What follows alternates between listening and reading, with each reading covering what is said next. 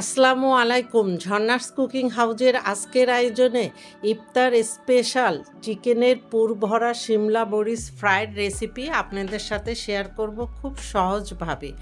এটা তৈরি করাও সহজ আর খেতেও ভীষণ মজার হয়ে থাকে। ভিডিওটি ভালো লাগলে লাইক, শেয়ার, কমেন্ট ও সাবস্ক্রাইব করে নিয়মিত আমার চ্যানেলের সাথেই থাকবেন।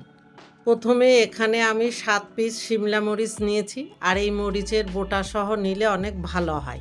এইবার একটি পাত্রে পর্যাপ্ত পরিমাণে পানি নিয়ে পানির মধ্যে 1 চা চামচ লবণ দিয়ে পানির সাথে লবণ ভালো মতো নেড়ে মিশিয়ে নিয়ে এর মধ্যে শিমলা মরিচগুলি দিয়ে 10 থেকে 15 মিনিটের মতো পানির মধ্যে মরিচগুলি ভিজিয়ে রাখবো। 15 মিনিট পরে আমি পানির থেকে মরিচগুলি তুলে একটি কিচেন টাওয়াল অথবা কিচেন টিস্যুর উপরে নিয়ে খুব ভালো মতো মুছে নিতে হবে, যাতে এতটুকু পানি না থাকে। ভালো মতো মুছে নেওয়ার পরে এখন এখান থেকে একটি একটি করে মরিচ নিয়ে আমি ছুরির সাহায্যে মাঝখান থেকে কেটে একটা ছোট চামচের সাহায্যে ভিতর থেকে আঁশ এবং সব বিচিগুলি বের করে নিয়ে ক্লিন করে নিতে হবে। এইভাবে সবগুলি মরিচ আমি ক্লিন করে নেব।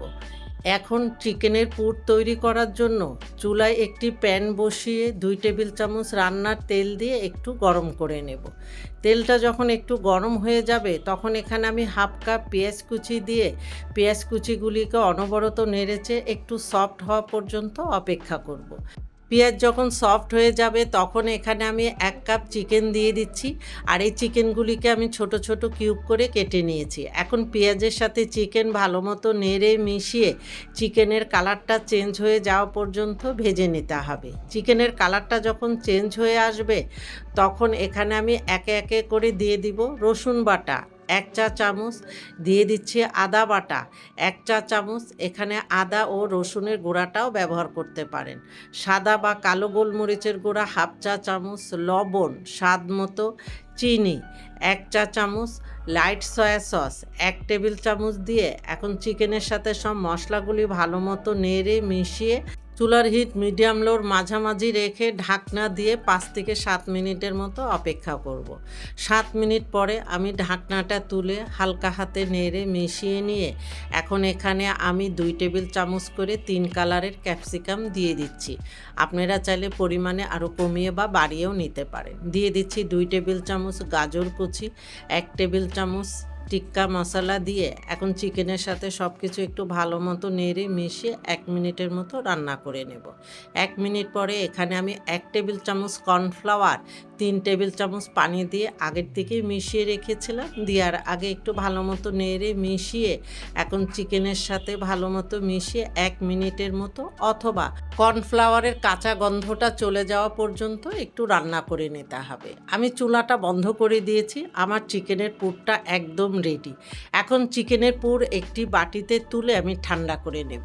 আর এই দিকে আমি প্রথমে একটি শিমলা মরিচ নিয়ে এখন এই মরিচের মধ্যে গ্রেট করে রাখা মোজারেলা চিজ দিয়ে দিচ্ছি। এটার কোনো নির্দিষ্ট কোনো পরিমাপ নেই। তারপরে রান্না করে রাখা চিকেনের পুর দিয়ে দিব।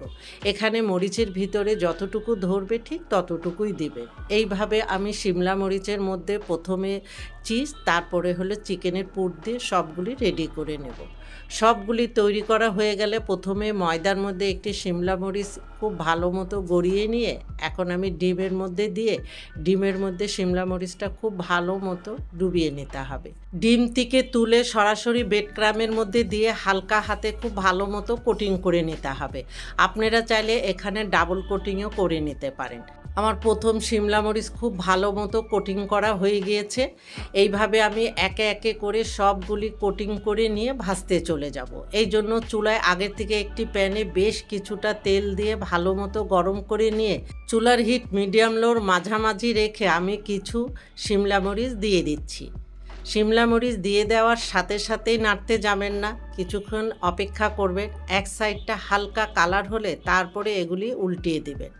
এখন উল্টিয়ে পাল্টিয়ে গোল্ডেন কালার করে অথবা আপনাদের পছন্দ মতো কালার করে ভেজে নিতে পারেন। আমার প্রথম ব্যাচের শিমলা মরিচগুলি ভাজা হয়ে গিয়েছে। এখন এর থেকে এক্সট্রা তেল ঝেড়ে নিয়ে আমি একটি প্লেটে তুলে নিচ্ছি। এইভাবে আমি পরের ব্যাচেরগুলিও ভেজে নেব।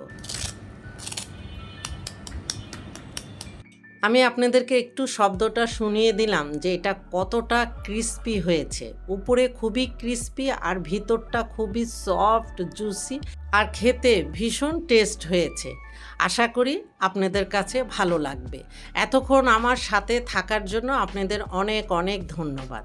আমার চ্যানেলে যারা নতুন এখনও আমার চ্যানেলটি সাবস্ক্রাইব করেননি, প্লিজ আজই আমার চ্যানেলটি সাবস্ক্রাইব করে নিয়মিত আমার চ্যানেলের সাথেই থাকবেন। আপনারা ভালো থাকবেন, আমাদের জন্য দোয়া করবেন। আল্লাহ হাফেজ।